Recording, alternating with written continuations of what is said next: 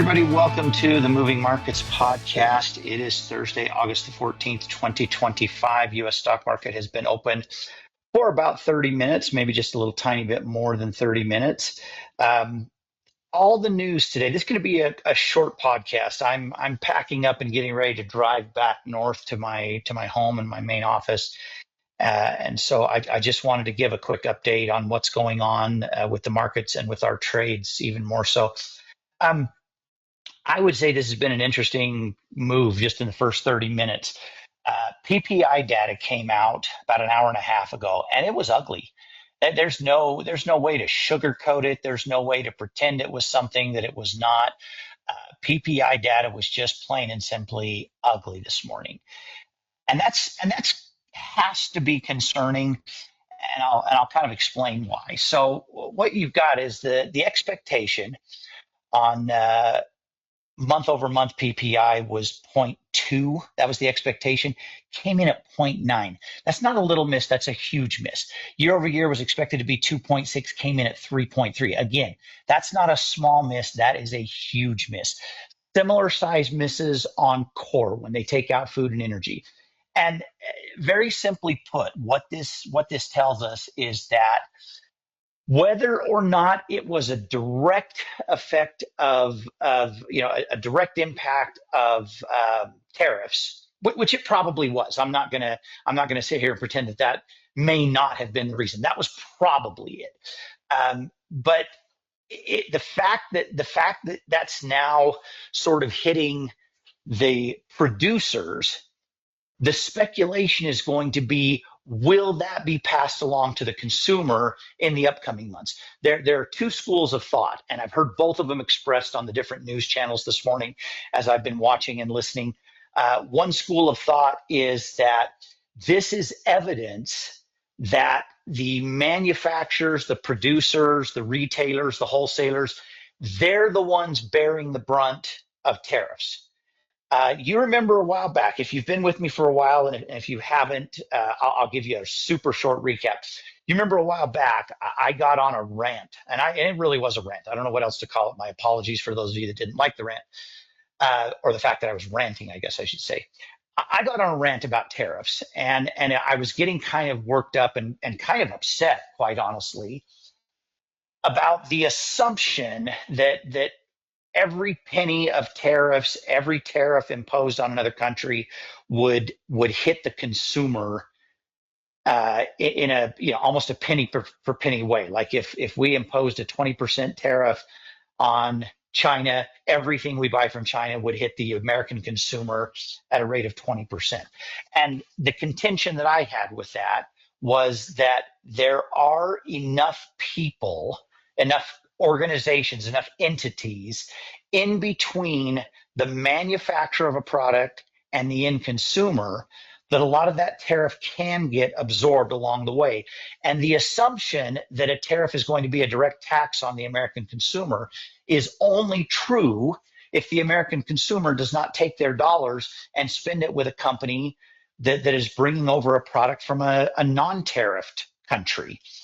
So I was getting upset because there was this hyperbole about this is a direct tax on the American consumer and it's going to kill the economy and it's doom and gloom and everything's going to be horrible, and I basically didn't agree with that.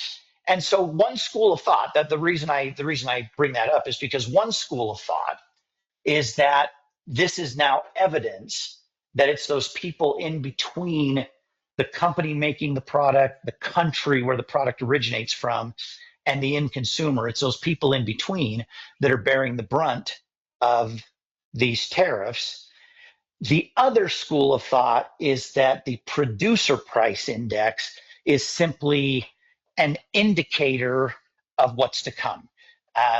It's based on rear-looking data, but the idea is that whatever the producers get hit with in terms of a percentage increase, they're going to pass that on to the consumer. And so you've got, one group is out there right now touting these are the people that are maybe cheerleaders for Trump, and in some cases too much of a cheerleader.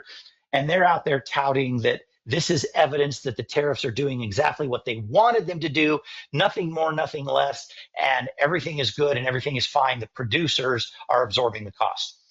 Well, that's true for right now. I would agree that that is what's happening right now in this moment. But the other school of thought is that this is an ominous warning, for lack of a better word to use. This is the ghost of Christmas future. This is what's to come for the consumer, is what we see happening with the producers right now. I think the answer and the truth is somewhere in between. I think producers are going to absorb, and all the middlemen in between are going to absorb a percentage of the tariffs. And I think the end consumer is probably going to get hit with some of it. But again, it's going to be a choice situation. There are going to be a lot of products where the consumer simply says, hey, I'm not paying more for this company's product. I'll go over to this company's product, which I think is just as good or almost as good, good enough for the savings that I'll have. And that way I'm not going to be subject to paying more money. And then things filter back the other direction to the manufacturer and the country of origin, where they've got to say, well, we got hit with this tariff and we marked our prices up, and everyone along the chain got hit with higher prices, but now we're not selling enough of our product. We're going to have to come down in our price. So, are there some things that are going to be difficult for a consumer to find in another place? Yes, of course. And they're going to have to pay more for it. Are there a lot of things that a consumer could look and say, I don't have to pay more for that. These guys are still selling it at the same price. So it's interesting. What I find most fascinating about the report this morning is the lack of impact it's having on the markets. When the news first broke, futures dropped, and they dropped hard and they dropped heavy. And a lot of it has come back. I know the markets have only been open for 40 minutes or so, but look at this one-day chart of a rocky, a bouncy, but somewhat it's bouncy. It's been up and down and up and down and up, but overall, the market's coming back. I think there's going to be a tug of war throughout the day. I think you're going to see this continue throughout the day. You're going to see the Dow, the S&P, the NASDAQ rise a little bit, and then you're going to see them fall off again. Then you're going to see them rise a little bit. You're going to see them fall off again. And I expect that through the rest of the day and maybe into tomorrow. To go along with today's report on PPI, you also had the jobs report, which actually came in very much in line with expectations. 230 was the expected. The month prior was revised by 1,000. Came in a little bit lighter than the expectation. So, not too far off the mark, not a big miss or a big hit on that. It just came in pretty much in line. Tomorrow on the economic calendar, we do have retail sales. That's going to be an important one this week, maybe more important than it has been sometimes in the past, because we got to get a look at whether or not there's still a healthy consumer out there. Is the consumer starting to back off a little bit, get a little bit nervous about what's going on? Import-export prices, consumer sentiment, those are all potentially big hits tomorrow on what we do going forward. I put out on Discord this morning that we were likely going to have to roll several trades. As of the last time I looked, right now, at least for the moment, it does not look like we're going to have to adjust AMD and roll it out. AMD was down, and then I saw them up a little bit. Let's see where they're at right now. Now they're back down. They were down, then they were up, and now they're back down. So yeah, you can see on this one-day chart right here for AMD. This was actually positive territory briefly. So they opened, they went way down, they came way back up, went into positive territory a little bit, back down, maybe getting a bounce. 102 and 182 and some change right now. We only need to be at 182.50 before the close of the market tomorrow. I'm going to hold off on this one. This one is close. I think AMD will come back a little bit. Microsoft, we are probably still going to have to make an adjustment to Microsoft. Maybe not right here in the opening hour or two of trading. Actually, Microsoft has gone positive. They were negative, now they're positive. They've only got to go up another couple dollars, and we're in good shape on Microsoft. And then DoorDash. This one's driving me insane. DoorDash looks like it's going to go into full technical crossovers with today's move down. I don't know how they avoided at this point. It kept looking to me like they were going to rebound, come back up to where we needed them to be. They did so briefly on Wednesday, sold off a lot yesterday. Now they're way down today. The MACD has crossed over. We'll see. I'm going to watch this one for another hour or two. And just a heads up, I am going to be on the road this morning from about 9 to noon. That's until about 2 o'clock East Coast time.